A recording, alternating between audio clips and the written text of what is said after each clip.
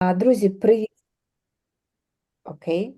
Друзі, привіт ще раз. Ми сьогодні починаємо черговий наш урок в рамках з нашими американськими колегами, друзями. Сьогодні з нами Кріс та Кім. Як ви знаєте, вони представники нашої партнерської організації LexisNexis, і вони готують для вас дуже класні уроки з цікавими презентаціями. Сьогодні у нас один з таких уроків. Я буду перекладати. Ви можете спокійно до мене звертатися, якщо вам щось не зрозуміло, просто можете або зупиняти мене, просто вриватися в розмову і казати, будь ласка, стоп, поясніть або перекладіть. Можете так само ставити запитання, як Крісу, так і Кім. Вони з задоволенням будуть вам відповідати як і по ходу уроку, так і в кінці. Chris, Kim, I just explained that they are free to ask any kind of question in any moment they want, both for you, me, so it's all welcome. Ласкаво просимо. That's why, please, now it's your turn. Sure. Let's turn the presentation on, please. Of course. Маріна, дай нам презентацію, будь ласка.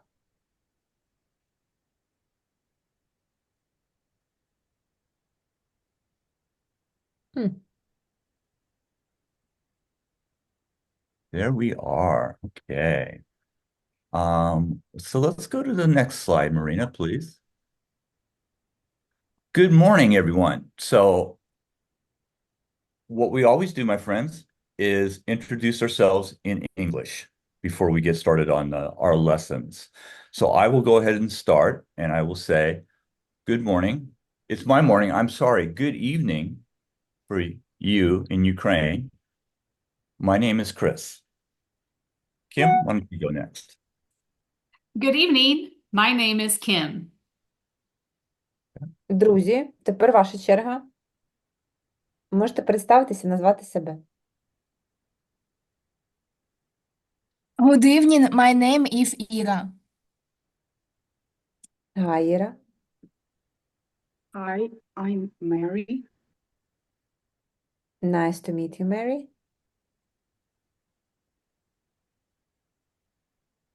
Anyone Дети else? поднимают руки. You are free just not to turn up. Можете не піднімати руку, just просто кажіть.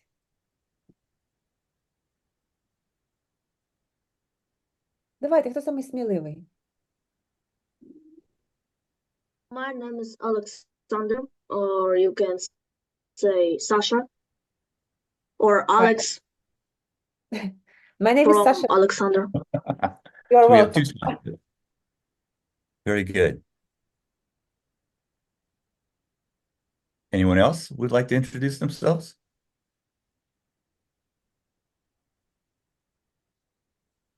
Marina, you can introduce yourself if you want. Please, Marina. Hello, my name is Marina. Nice to Good. meet you. Nice to meet Hello. you. I think that's all. Okay, guys, but you will have to interact, друзі, але вам доведеться з нами спілкуватися, інакше ми так не граємо. Don't be shy. Remember, Sasha and I will always help you with pronunciation. Of course. So next slide, please. Okay. So let me change a setting here real quick. Okay. Chris, yes.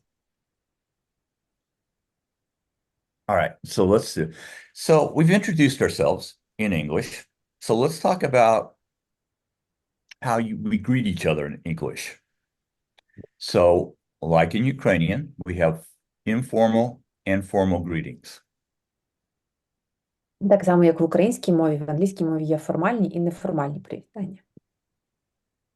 So, if we meet for the first time, the simplest, the easiest way to do it is just to say hello.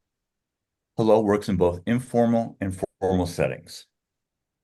Тому, якщо ви вперше зустрілися з людиною, найліпше сказати hello, тому що воно може вживатися як і в формальній, так і в неформальній, за неформальних обставин.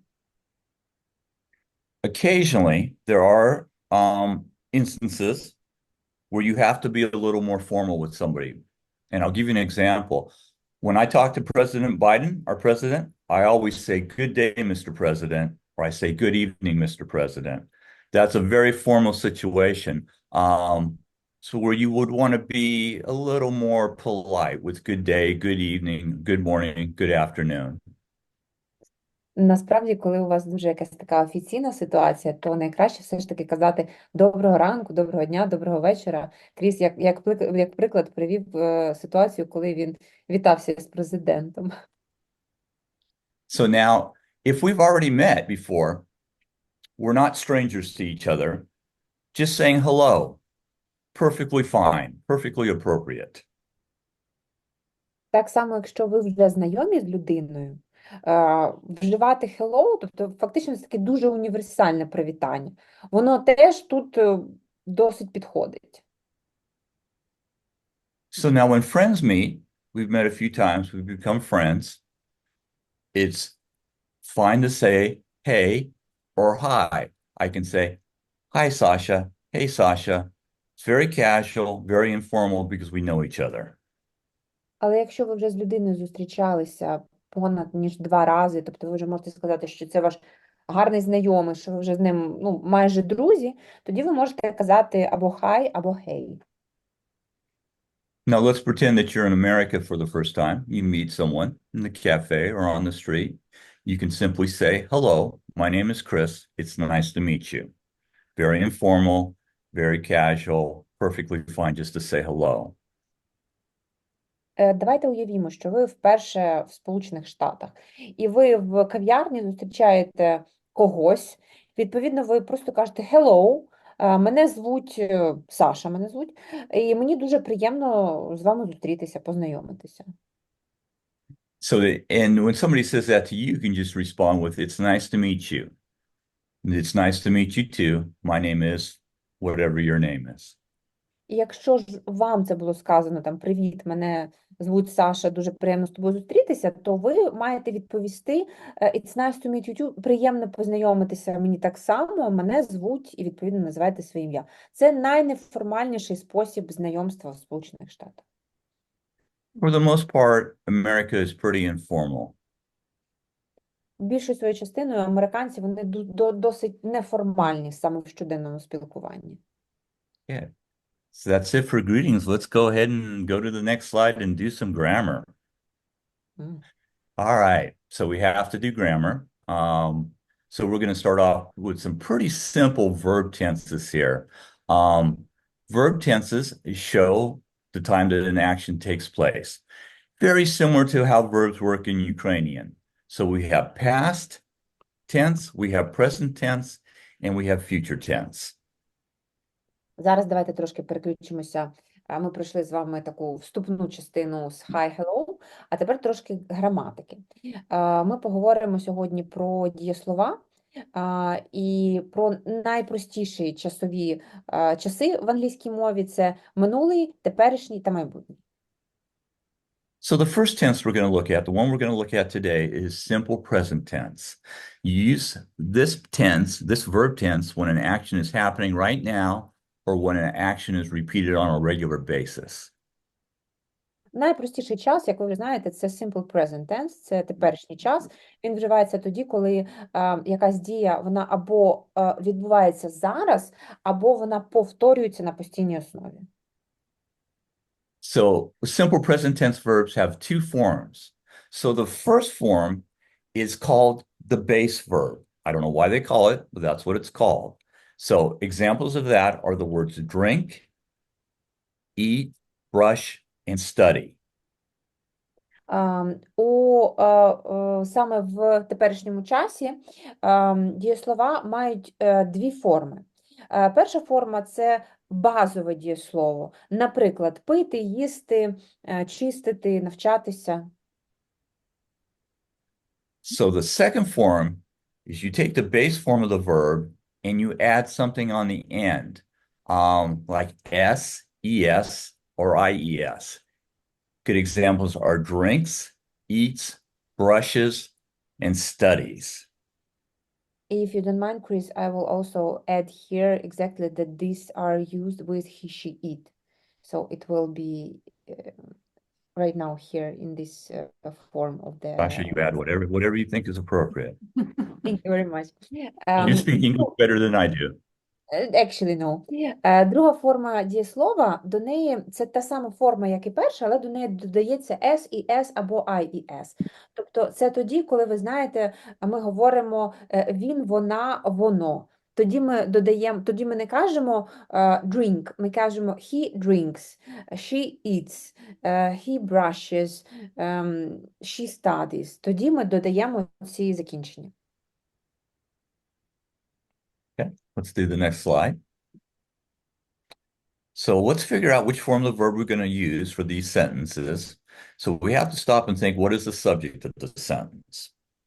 So we're going to use what we call that base verb, the verb without any special endings on it, when the subject pronoun of the sentence is I, they, or we. I drink coffee. You eat candy every day. I'm sorry, Alex. Excuse me. Go ahead. Дивіться, давайте тепер поговоримо, коли вживається цей базове дієслово в теперішньому часі. Тобто, якщо це я, ти, ми, вони, то, відповідно, вживається базове дієслово без «с» або «іс». Наприклад, як Кріс вже сказав, я п'ю каву, ви їсте цукерки кожного дня. Кріс, I'm done. They walk to school. Вони We teach English every month. ходять в школу. And we teach English every month. І ми вивчаємо англійську мову щомісяця. So this is examples of when you use the base verb. Let's go to the next slide. So now, if the subject pronouns are now he, she, or it, you use a base verb and you have to add s, es, or ies. He drinks coffee every morning. She eats candy every day. It grows in my yard. It marches around the schoolyard. He studies English. Відповідно, якщо у нас іменник, займенник – це він, вона або воно, то ми до базового дієслова додаємо закінчення s, і s або I і s. Наприклад, він п'є каву щоранку, вона їсть цукерки кожного дня, це росте у мене в дворі, ми вивчаємо англійську мову. So when the verbs end, let's go back for a sec, Marina. To that one. Perfect. Perfect. Thank you. So you have to know when to change it to s or es or ies. Simple rules: verbs ending in s, ch, ss, sh, o, and x, you add es. I'm sorry, Alex, that's going to be hard to translate. Actually, it's very easy. Oh, good. Дивіться, просто запам'ятайте, коли у вас дієслово закінчується на всі ці в лапках літери, тобто коли воно закінчується, то саме тоді треба до нього додавати не просто S, а ES. That's all. So verbs ending in y, drop to y, and you add ies. Study is a good example of that. We drop the y off the end, and we add ies to make that studies. І, відповідно, якщо у вас дієслово закінчується як у дієслові study, відповідно, ви це змінюєте, цю літеру, на I і S. І це у всіх дієсловах. Okay, now we're ready for the next slide. Okay, now we have to look at subject nouns.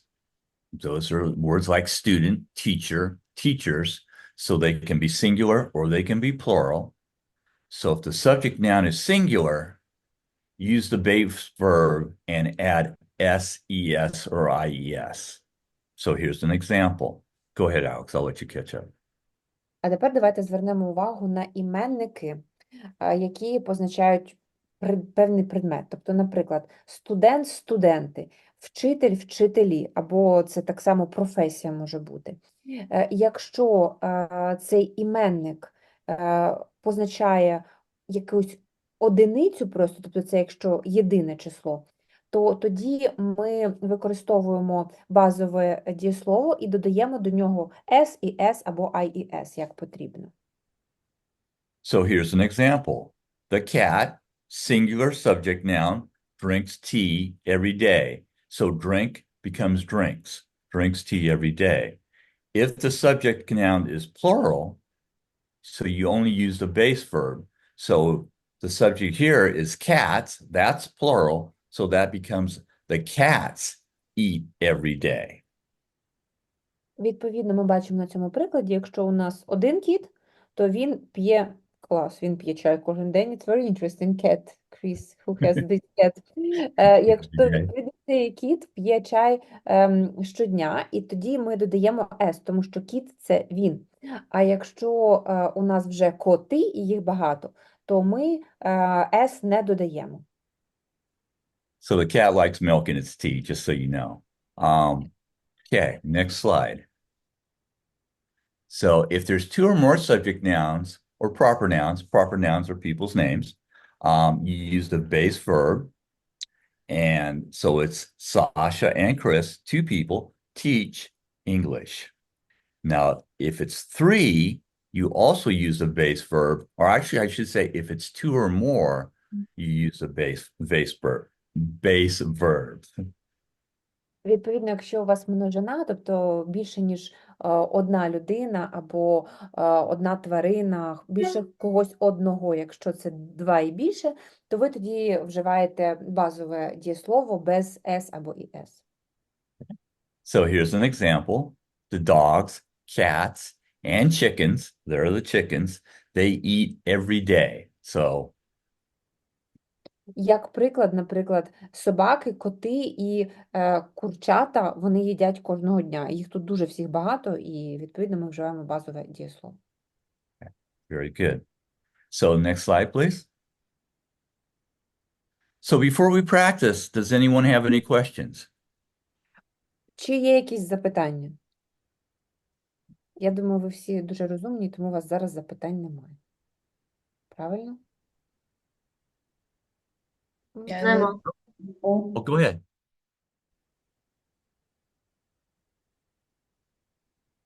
Немає запитань.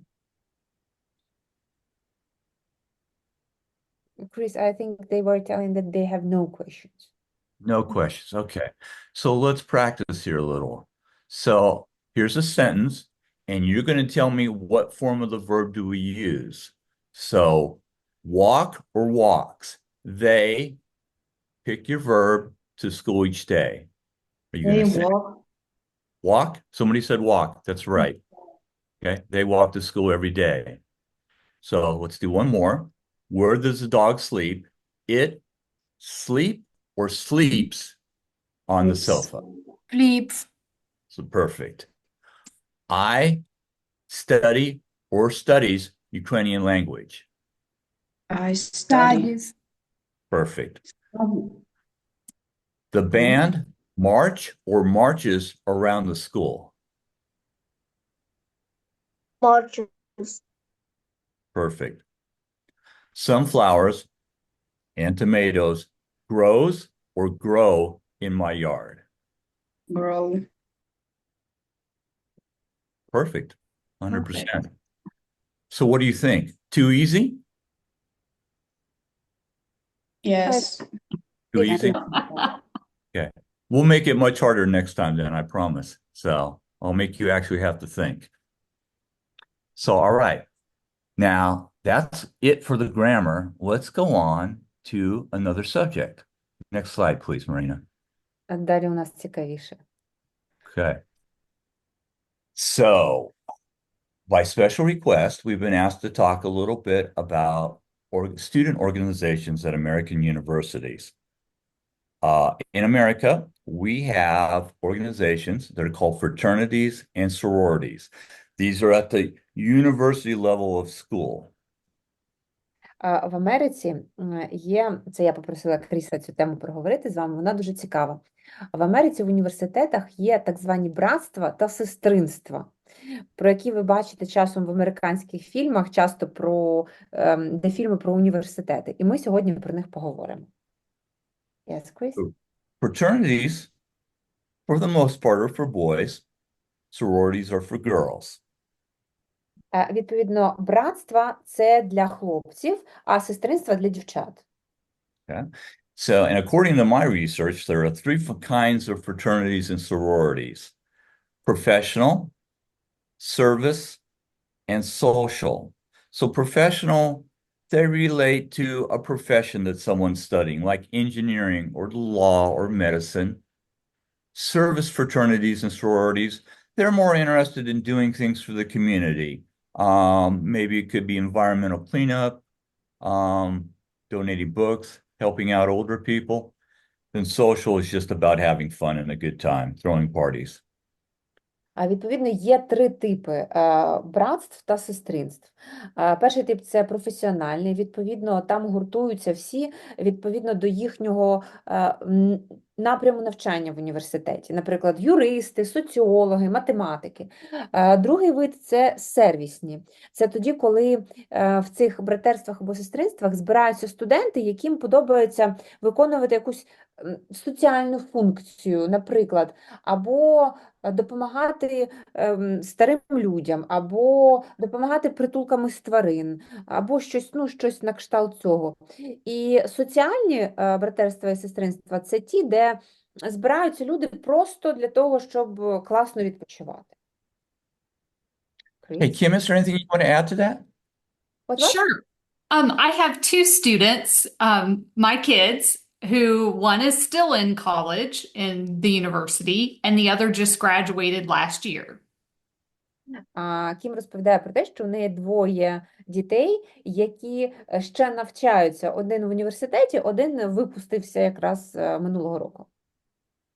And I wanted to say that in America, universities really care about more than just academic study. They try to give students as many opportunities as possible to make sure that they make the transition from childhood to adulthood successfully. І в Америці, насправді, в університетах дуже сильно опікуються тим, щоб не тільки дати гарний рівень навчання і знань, але так само, щоб забезпечити якесь соціальне життя студентів для того, щоб вони максимально адаптувалися з такого дитячого життя до дорослого.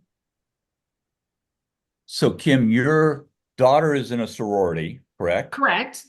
Okay. And your son, who I think you said has graduated, he was in a professional fraternity, right? That's correct. So my daughter, she's a dancer, and she choreographs dance numbers for the sororities to compete and raise money for charity. So she's really enjoyed doing that, and they compete with universities all across the country. Wonderful. Дочка Кім, вона знаходиться у сестринстві на даний момент, і вона сама хореограф. Вона ставить дуже багато хореографічних постановок, саме для того, щоб за рахунок цього зібрати кошти. Ну, і відповідно на це зорієнтоване те сестринство, в якому вона перебуває. And my son has been very active in more of the professional and service organizations.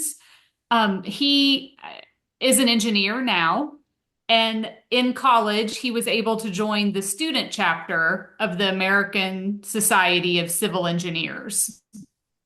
Wonderful. А син Кім, він інженер, він вже випустився з університету, і він був більшим чином в професіональному братерстві, і він був так само зміг вступити в таку організацію, давайте її назвемо як Союз всіх інженерів, які саме вже дорослі люди, тобто це не студенти в Америці. And both of my kids have been able to participate in sports. We talked about the Olympics last time, and they both have participated in both sports that compete with other universities and sports that are called intramurals. And that's all of these fraternities, sororities, and organizations competing against each other at the university. Wonderful. Так само, як дочка, так і син Кім, вони паралельно, коли навчалися в університеті, дуже активно займалися спортом і були в командах університетських з тих спортивних напрямів, якими вони займалися, і, відповідно, приймали участь у міжуніверситетських змаганнях. Sounds like a great time. Makes me want to go back to the university. Me too. Yeah. As long as I don't have to write any term papers or study. Did plenty of that as well. So how about the next slide? So fraternities and sororities have their own special customs. To start with, they're identified by letters from the Greek alphabet. So in a couple of slides, we'll talk about the Greek life. That's with Greek alphabet letters as their names. Окей. Насправді ще є така специфіка у братерстві і сестринстві американських. У них досить часто назви з літерами з грецького алфавіту. Yes, Chris. So examples of those names, and this is the actual name of the fraternity, and Kim, correct me if I'm wrong about any of this. Okay. They would call themselves Sigma Phi, and these are just examples: Sigma Phi, Kappa, Kappa, Gamma, Delta, Chi, Tau. Any combination of Greek letters, 2 or 3 letters, is what they use to name their fraternity or their sorority. Ті слова, які назвав зараз Кріс, це назва реальних братерств і сестринств в Америці. Тобто вони просто беруть 2 або 3 літери грецького алфавіту, я не знаю, мабуть, за звучанням. But, Chris, how do they choose these letters? Just how they sound? They like that, okay, kappa, kappa, gamma sounds wonderful. Okay, let's take it. That's all? That's probably it. You know, most of these fraternities have been around for a long, long time, back to like the 1800s and stuff like that. So they keep the same name, you know, different kids all the time, different students, different members, but they keep the same name. So sometime back in the 1800s, a bunch of guys got together and said, we're going to call our fraternity Kappa Kappa Gamma or Sigma Phi or something like that. So. Okay. Я запитала у Кріса, за яким принципом вибирали ці літери для назв. Він каже, насправді це дуже така стара традиція, і ці всі назви і сестринств, і братерств дуже старі, тому що багато з них налічують вже понад 100-150 років, тому що десь з кінця 1800 якогось там років почали свою історію ці братерства і сестринства. Yes. So they often live together, these fraternity and sorority members, in a big house at the university, on the university, the land that the university owns. So they'll have like a big mansion, and Kim, like 20 or 30 of them can live together if they want to. Even more. Sometimes they're even larger. And it might be important to note that one sorority, let's say Kappa Delta, has the same sorority at every university in America. And so you have sorority and fraternity brothers and sisters all across the country. Досить часто ці братерства і сестринства, вони проживають в одному великому будинку, як гуртожиток, що знаходиться на території університету. Тобто, наприклад, є братерство там Капа, Капа, Гамма, і у нього окремий будинок прямо на території університету, де буває по 20, по 30 студентів живуть в одному будинку разом. І, як зазначила Кім, часто одне й те саме братерство або сестринство є в багатьох університетах, тобто це як мережа. Наприклад, є це Капа, Капа, Гамма братерство в одному університеті, і так само є ще в 5 університетах. І це все вважається, що це все брати або сестри поміж собою, тобто це їх спільнота. Cool. Sasha, I love the way you say Kappa Kappa Gamma. It sounds so much better than it does in English. Thank you. So they have secret rituals for initiation. They try to be like a secret society. They have secret handshakes.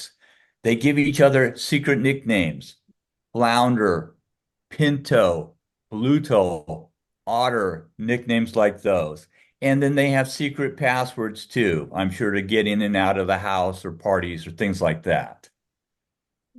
У них у цих братерств і сестринств дуже багато різних ритуалів. Ритуал ініціації, коли вас приймають в це братерство або сестринство. Є секретним чином якось тиснути один одному руки, щоб зрозуміти, що це ваша людина з вашого братерства або, можливо, з іншого університету. Якісь свої нікнейми, якісь пасворди, тобто вони повністю намагаються бути такою ніби як секретною структурою з закритого типу. So if you look at the pictures on this slide, you'll see, first of all, a fraternity house there on the left, a big mansion that, you know, a bunch of the, or it could be a sorority house that the boys or the girls live in.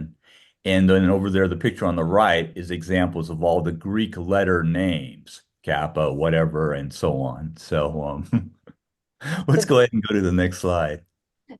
One second. Тобто Sure. цей будинок, який ви бачите, це фотографія одного з реальних або братерств, або сестринств на території університету американського, а справа оці всі дивні літери, це все назви діючих сестринств або братерств Америки. Наступний слайд, будь ласка. So there's a lot of benefits, like Kim has talked about, to joining a fraternity or sorority. You can make lifelong friends that can help you in your life after the university, after you graduate. Can help you get a job. Насправді, саме участь у братерстві або сестринстві, воно має дуже багато таких плюшок. Наприклад, ви там можете знайти друзів на все життя, або так само людей, які можуть вам допомогти в інших життєвих питаннях. Yes, Chris? So there's also opportunities for these fraternity and sorority members to mentor each other and also be mentored in turn, maybe on something like how to deal with college life, university life, what classes to take, how to survive your final tests, things like that.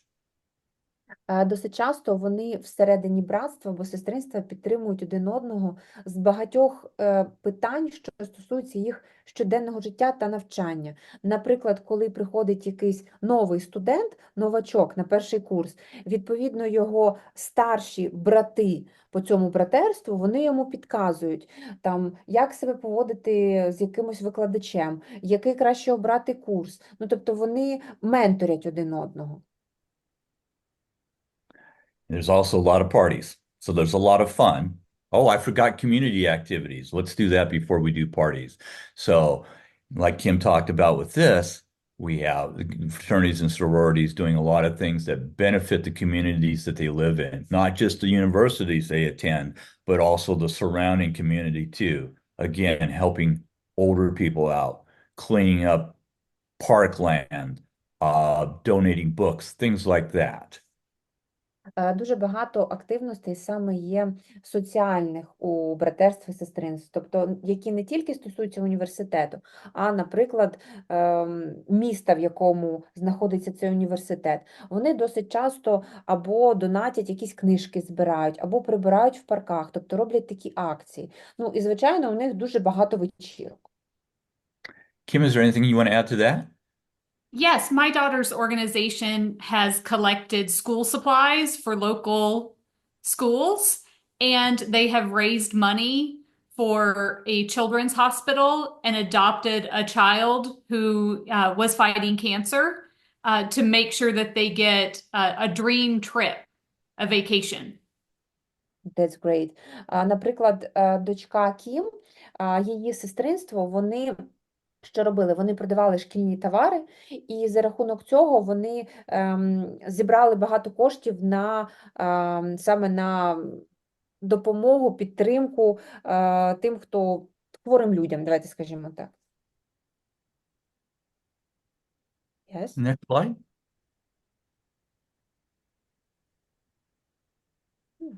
So Illness people. Illness people. Maybe so. What? Ну, типа больные люди. Illness. Ill. Да, Іл це болезнь. саме хвороба, а якщо прикметник, то це іл. так само it can be sick. Може бути або sick, або ill. Тому що illness – це хвороба, Okay, for sick people. а ill – це хворий, і sick – це хворий, а sickness – це хвороба, і illness – це хвороба. We were trying to understand what is noun and like to say sickness or illness, it's like synonyms. And the person is sick and the person is ill. This is what we were Okay, dealing with. And that's correct. that's correct. Thank you. So I just found this out past couple days. So sororities were involved in helping women achieve political rights and social rights in America. So Maureen. fraternities, men's fraternities became very popular in the 1800s. Мгм. Насправді всі ці братства і сестринства, вони стали дуже популярними в 1800-х роках. І як Кріс з'ясував, жіночі саме сестринства, вони відіграли дуже важливу роль у боротьбі за політичні і соціальні права жінок. Тому що, як ви знаєте, в той час у жінок прав не було на рівні голосувати або працювати, тобто такого не існувало. So at that period of time, American society was completely dominated by men. Women had very few rights. На той час, в 1800-х роках, в Америці були домінуючі чоловіки, і у жінок було буквально там кілька прав, які можна на одній руці перерахувати. So they couldn't vote in political elections. Мгм. They couldn't buy a house. And it was very difficult for them to attend university. Some were able to do it, but for the most women could not get what we would call a higher education. В ті роки, в 1800-ті роки, жінки не мали права голосувати, у них взагалі не було більшості прав, які мали чоловіки, і їм було дуже-дуже важко вступити до університету. Тобто вони могли вступити, але це було більше як виключення. За 99% це були чоловіки, хто навчалися в університеті. So that situation slowly began to change. Probably around the late 1800s, more and more women were able to attend university. And as they attended universities, they saw what the men were doing with fraternities, so they formed their own organizations. They began forming sororities. Тому спершу завжди в університетах були братерства. І коли після в другій половині 1800-х років, тобто десь 1860-й, починаючи з цих часів, коли жінки вже легше стали вступати до університету, університетські двері відкрилися для них, вони вже, їх було, великий відсоток, і саме тоді вони побачили, що є братерства в університеті, і вони вирішили зробити щось на кшталт цього і зробили сестринство. So those sororities joined with other organizations that existed outside of university life to fight for women's rights in America. So they combined their power together. І, відповідно, ті сестринства з дівчат, які вже вступили в університети, вони об'єднали свої права з іншими організаціями, не університетськими, і разом боролися за права жінок в Америці, наприклад, на навчання. Все ж таки, ще було тоді це тяжко в Сполучених Штатах. So they won a major victory, the sororities, those women's organizations, all women in America in 1920, they were finally allowed to vote. They won the right to vote in political elections in America. І саме завдяки ролі сестринств жінки вибороли в 1920 році право голосувати на виборах в Америці. But of course, that didn't end the struggle. Sororities were involved in the civil rights movement in the 1950s and 60s. And that movement wasn't just about rights for people of different ethnicities. It was also very much about women's rights, issues like equal pay for doing the same job, things like that. І так само сестринства завжди відігравали дуже велику роль у відстоюванні жіночих прав, наприклад, за те, щоб жінки, коли вони виконують ту саму роботу, що й чоловіки, отримували таку ж саму заробітну платню. Тому що на початку ХХ століття, в 1940-х, 50-х роках, була така загальна тенденція, що якщо, наприклад, чоловік був касиром і жінка була касиром, то чоловік отримував більшу зарплату, ніж жінка. And then, nothing's been completely resolved. It's still an ongoing fight, an ongoing struggle for women in sororities and other women's organizations keep fighting. They keep fighting for more rights in this country. І насправді це нескінченний процес, і зараз сестринства так само відстоюють права жінок, братерства відстоюють відповідно права чоловіків, і тому що все змінюється кожного дня. So do I sound like a feminist now? Yes, a bit. Good job, Chris. The fight Okay. continues. That's basically it. Kim, is there anything you want to add to that? No, just that I'm active in women's groups today that are still fighting for equal pay in the workplace.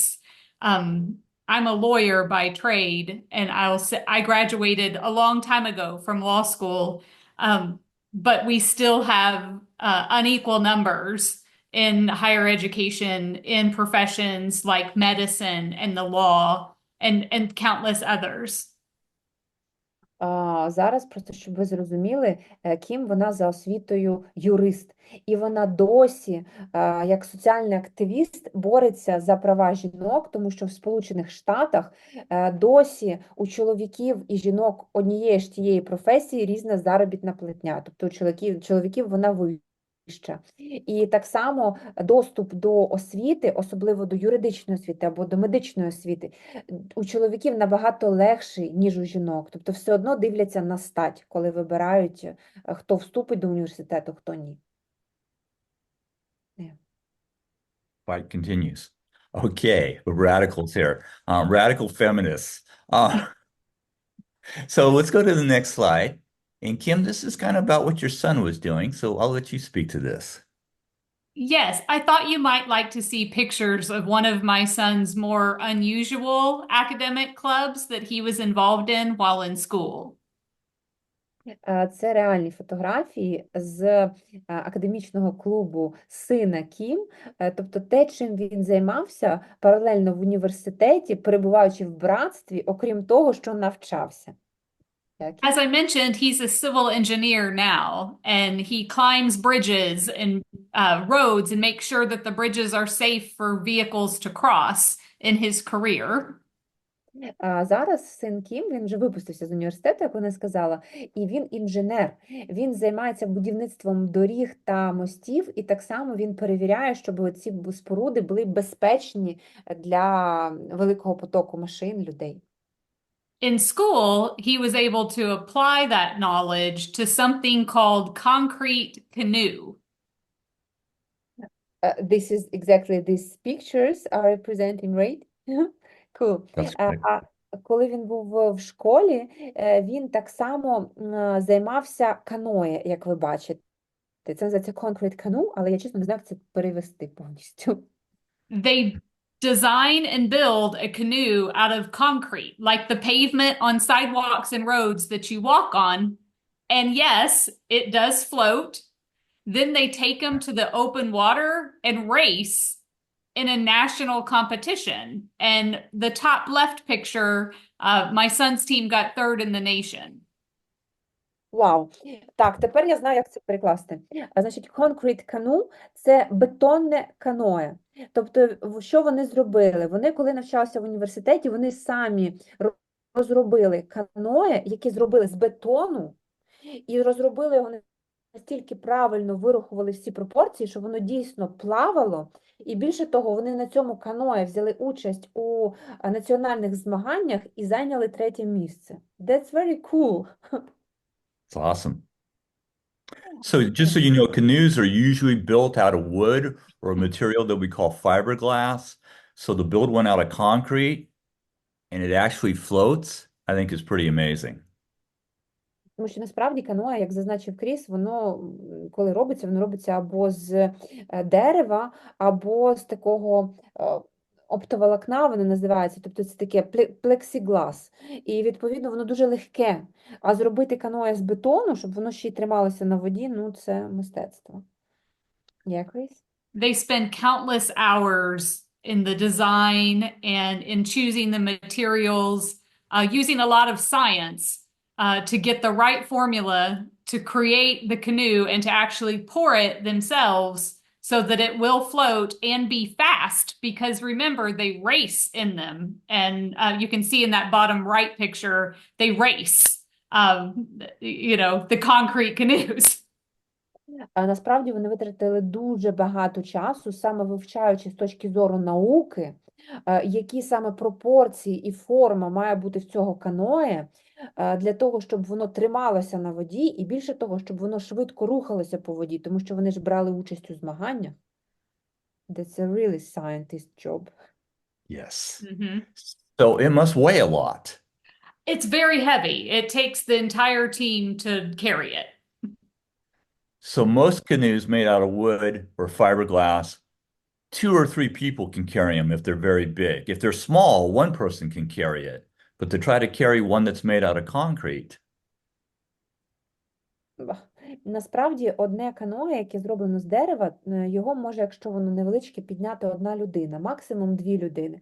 А це каное, яке вони зробили з бетону, воно дуже важке, і для того, щоб його підняти, потрібна була вся команда, тобто близько 10 людей. So let's go to the next slide. Yeah. Now we're going to watch just this very short video where some sorority and fraternity members talk about their experience in their fraternities, in their organizations. And this is actually from a university in our state of Texas. А зараз ми подивимося коротеньке відео з університету Техасу, де студенти, які є членами братерства і сестринств, розповідають про свої братерства і сестринства. Дуже коротко.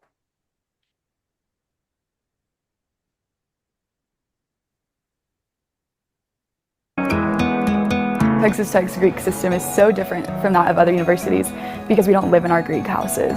You have a house that you go to and you commune at and you have chapter at and you can study at, cook at as a freshman, but you don't have to just stay within that really small, tight-knit community. So what that creates is a larger, diverse community of all of the Greek organizations who all come together.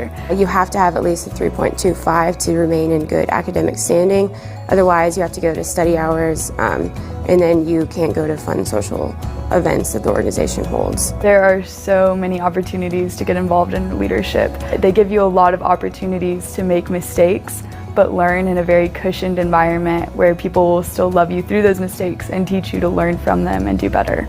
No matter what organization you're a part of, no matter what you're affiliated with, all are united throughout their community service. Here we have a bunch of philanthropy events, and each event you have to bring a children's book.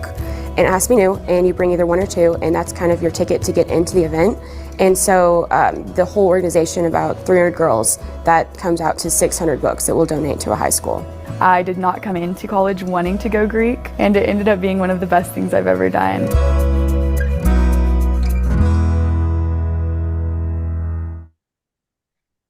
So they talk about going Greek and the Greek life. That all relates back to those Greek letters that make up their name. That's what they basically call this fraternity, sorority lifestyle. They call it Greek life. Вони називають, фактично за термінологією, вони називають все своє життя в братерствах і сестринствах Greek life, тобто грецьке життя. Тобто це виходячи з тих літер, якими називаються, грецьких літер, якими називаються їхні братерства та сестринства. Yes, Chris? So let's go ahead. I think we've had enough fraternity and sorority stuff. Let's talk about Halloween. Of course. Так, давайте тепер про Halloween. So we have our Halloween, and it's not really a holiday. No one gets it off from work. But our Halloween is a celebration that we hold on October 31st of every year. Ви всі знаєте, що Halloween святкується 31 жовтня кожного року. So it's basically about having fun. It has a spooky supernatural theme to it. decorations, costumes, things like that. The biggest part of it is really trick-or-treating, where children go around door to door and ask for candy. I'll let you catch up, Alex. Thank you. Насправді, Хеллоуін – це свято про те, щоб просто проводити класно час. Дуже багато таких лякаючих тематик всі обирають для того, щоб прикрашати будинки, прикрашати себе, певний одяг, костюми. І саме основне – це trick or treating, тобто коли діти ходять по будинках і просять або солодощі, або вони будуть тоді лякати господарів будинку. So it's kind of it's a community event. A lot of times communities will hold things at churches, well, maybe not so much churches, but schools, parties for children to wear their costumes, come and play games, get treats, in a central location, in a building somewhere. It could be a firehouse, it could be a school, it could be a church. So that's a big part of it too. І насправді на Хеллоуін так само організовують великі такі свята, великі події, коли всі збираються, перевдягаються, діти перевдягаються, всі лякаючі костюми, їхні батьки, і вони, відповідно, це може бути в якихось закладах, в школах, в пожежних частинах, і вони, відповідно, там проводять класно час. So let's go to the next slide. Yeah. So it's got a long tradition going back thousands of years. It really started with a pagan festival in Great Britain and with the Celts, if you're familiar with those people. And it was done to mark the end of summer and the beginning of winter. Насправді у Хеллоуіна у нього дуже така цікава історія і старовинна. Вона йде на багато століть назад, навіть до якихось язичницьких фестивалів і до кельтського фестивалю, який називався Самхайн. І він насправді святкувався наприкінці літа, тоді, коли збирали врожай. Yes, Chris? So in the medieval days, in medieval times, it slowly began to change. It became more of a celebration to remember your ancestors that had already passed on. В середньовіччі це свято трансформувалося насправді в такий святий вечір, і це була ніч для того, щоб вшанувати всіх, хто помер. Тобто рідню, родичів, бабусь, дідусів, які вже померли на той час. So it eventually evolved into what we have our modern Halloween, which is basically a big party for children where they wear costumes, they eat lots of candy, they play games, they run around, and they play tricks. Everything kind of has, again, that supernatural, mystical theme to it.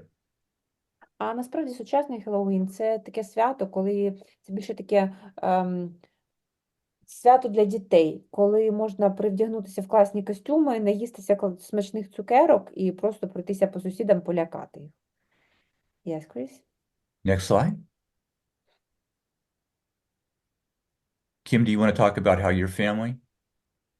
Every year we dress up for Halloween.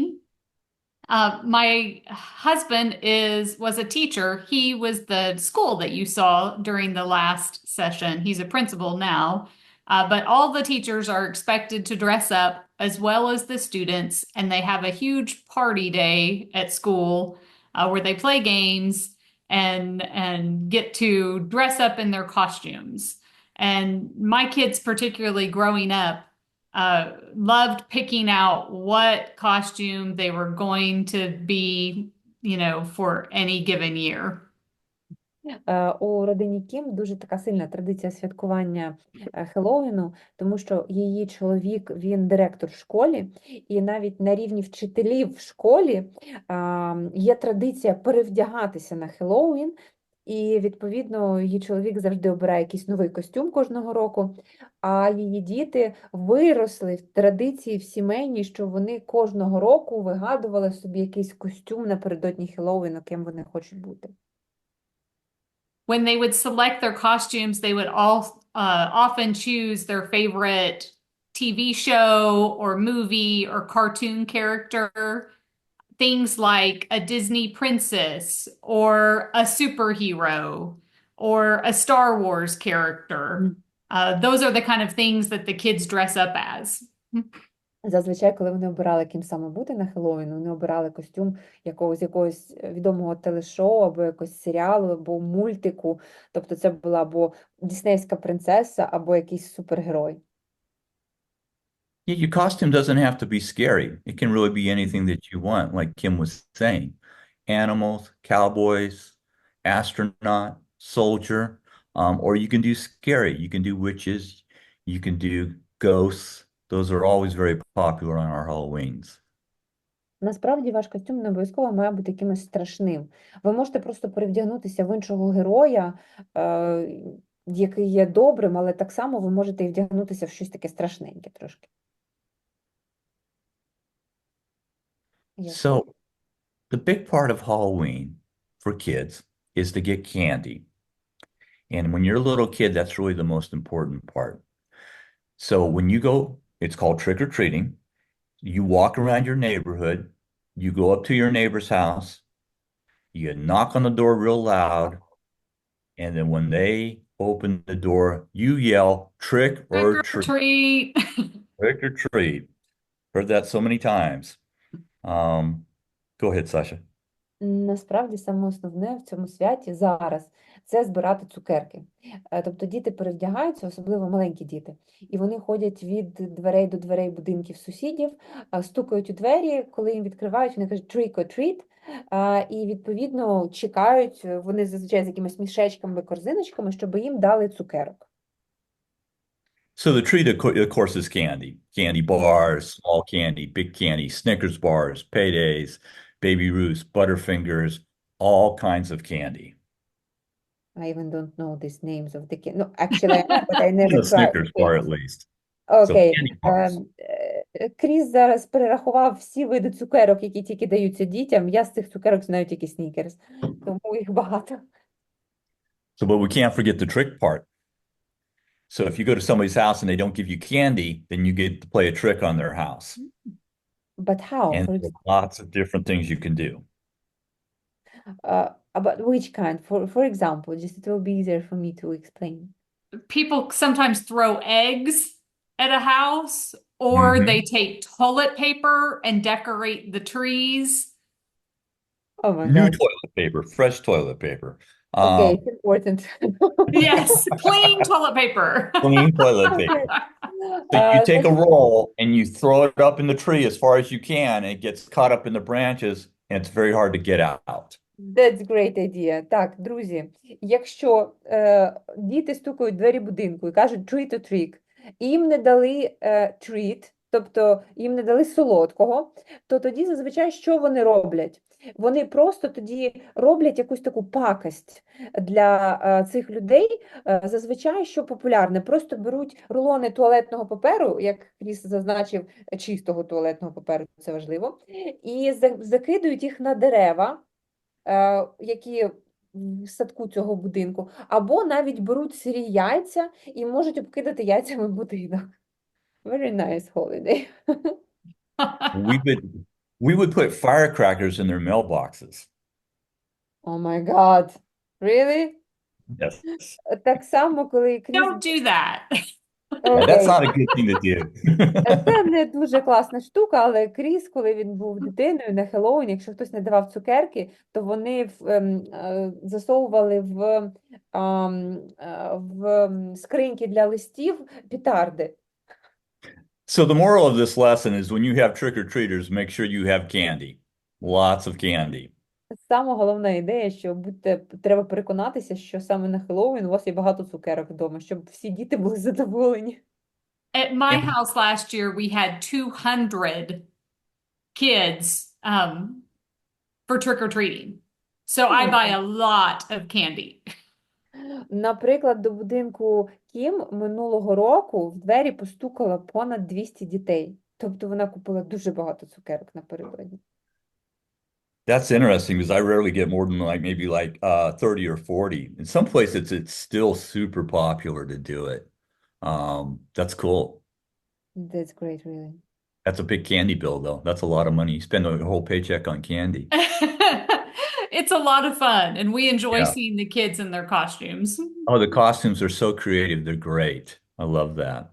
So, and you know, it's kind of a spooky time of year. The witches are out, kids are dressed up as spooky characters. People decorate their houses. They put up fake spider webs. They have pumpkins, which we'll talk about in a sec. Um, Here, I and even have a pumpkin. Look, in my office, I even have a pumpkin lantern. There you go. nice, Wow. nice. It's called the jack-o'-lantern. Yeah. So part of the Halloween spirit is the dressing up, it's getting the candy, and it's also decorating your house or your office or your school in a Halloween theme. Насправді в цей час дуже багато так само значення надають тому, як декорувати будинки. І ви знаєте, що це тикви досить часто, якими так само вирізають такі ліхтарі і декорують будинки. Chris, Kim, I'm sorry, I have to interrupt you a bit. We're a bit out of time. Yes. And our kids, they have also, like, their parents are starting to write me on the phone. They're asking if it's possible, because it's very interesting and nobody want to leave. If it's possible, can we please finish like in maybe few minutes? Maybe we can leave this topic for the next time to discuss a bit. Maybe we can give a little task for next time about this Halloween time, Halloween topic, and talk 2 minutes with the children, and then we will keep on the next lesson. I'm very sorry, but it's very No, interesting. that's fine. That's perfect. That's perfect. So you want to wrap it up or you want to do just a little bit more? I think maybe we can wrap it up now. We can talk a bit with them, just maybe they have some questions for now, and next lesson we can start from Halloween topic again, like Okay. start from That this. sounds good. That sounds good. So, all Друзі, right. дивіться, ми вже трошечки з вами, тема цікава, принаймні мені, і ми вже трошечки перебрали наш час, який був запланований. Ми не хочемо вас довго затримувати. Давайте, якщо у вас є якісь запитання, ставте їх, ми швидко на них відповімо, а наступного року ми продовжимо тему Хеллоуіну, поговоримо ще про деякі прикольні штуки, які на це свято, і про іншу тему. Ваші Please запитання? ask us anything. Can I ask what's Chris' favorite horror movie? My favorite horror movie is, ooh, that's a good question. Honestly, I think my favorite horror movie is Dracula. Really? I think that's it. It is so I love horror movies. I like so many different ones. But I also kind of like the old ones, Dracula, Frankenstein, things like that. So what about you? What's your favorite? Well, I like, there's a movie, it's really cheap, but it's still nice. I like the characters. It's named Reanimator after Oh, I know it. Lovecraft. Yeah, you know it? Yeah, I know the film. Yeah, I've seen it. I'm gonna have to watch that again now. Great. Reanimator. And Herbert West will be my costume for this Halloween. I like Now, what's your costume gonna be? Herbert West. Oliver Cool. Twist? Herbert West. Oh, from the movie. Yeah, he's in the movie. Yeah, yeah. Oh, I'm gonna have to watch that now. I'm gonna watch that this Halloween. I'll probably watch it tonight now. Now I'm interested. I haven't seen it for a long time. Very cool. Yeah. I like the new Halloween movies too, the Michael Myers stuff. Some of those are pretty good. I think slasher, it's like the most American horror genre because I don't know different slashers, but American. Yeah, we have a lot of slashers. So we've got Jason, we've got Michael Myers. and many, many more. So yeah, I like those. I like those kinds of horror movies too. You're right, though. You know, American horror movies, it is unique to this culture. If you don't mind me saying, there's one movie I think is underrated, but I think it's so nice compared to other slashers. It's called House of Wax. Yes, I know it. I know Me it. too.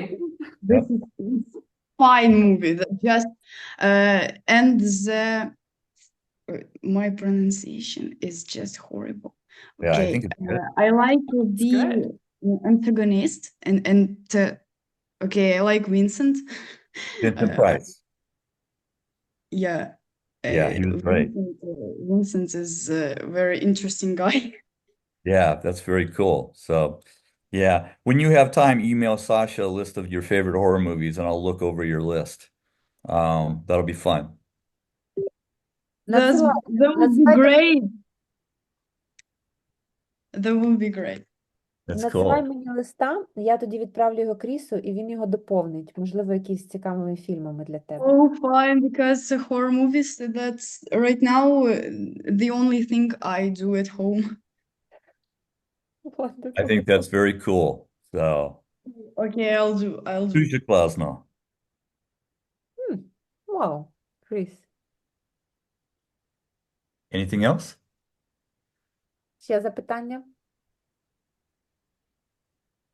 You can always email Sasha and ask her questions for us, or you can make suggestions on what you want to learn about, whether it's English or American culture. Please, we are totally open to your suggestions. Друзі, будь-яка ідея, будь-яке запитання, яке ви хочете обговорити наступного місяця, через місяць. Да, Пишіть. може про революцію, ой, не революцію, а як Америка стала свободною від Британської імперії? Chris, Від we have a very Британії. interesting Від британської. question. How America became free? Like the freedom of America, how it happened that America became an independent. Okay. We will prepare something for you on that. I think that's a very good topic. Next time we're going to talk about our holiday of Thanksgiving, but we'll include a little bit more about American independence. So we will work on that for you. Let us get something organized for you, and please come to the November session, and we will go over that. So we will do a little early American history for you. Саш, приходь на наступний урок, який буде наступного місяця, тому що Кріс таким, я думаю, так само підготують спеціально цю тему і розкажуть. I can understand how would be a very important topic for you. So yes, we will definitely do that for you. That's great. Thank you very much. Guys, any questions? Друзі, ще запитання? Чи закінчуємо вже? Chris, Kim, I think there is no more questions from our wonderful audience. Yes? Кажи, хто щось казав? Давайте, якщо у вас ще якісь запитання будуть, ви щось пригадаєте, напишіть на ту електронку, з якої вам прийшло посилання на Zoom. І, відповідно, ми це все врахуємо наступного разу і відповімо на всі запитання або поговоримо на ті теми, які вам цікаві. So I was asking them the same what you were saying, to ask questions on the email from which they got Zoom link, and to mention any kind of topic they would like to talk about. And for the next time or after, we will prepare this and we will talk. That sounds perfect. Thank you very much for attending. We think